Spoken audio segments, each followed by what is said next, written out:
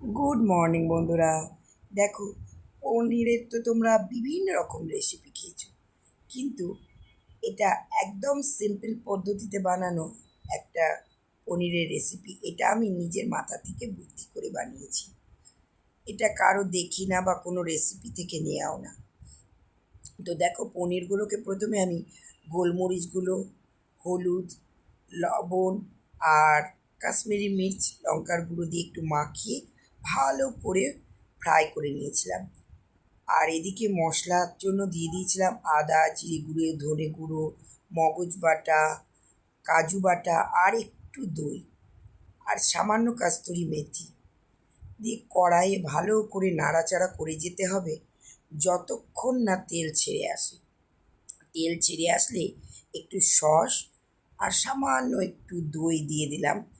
দিয়ে নাড়াচাড়া করতে থাকলাম এবং পনিরের কিউবগুলো দিয়ে বেশ খানিকক্ষণ নাড়ালাম।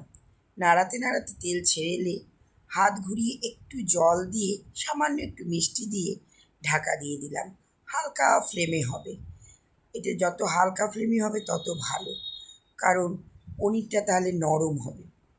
দেখো, তৈরি হয়ে গেল আমার ঝটপট পনিরের রেসিপি। তাহলে তোমরা তাড়াতাড়ি বানিয়ে নাও। আজকে এই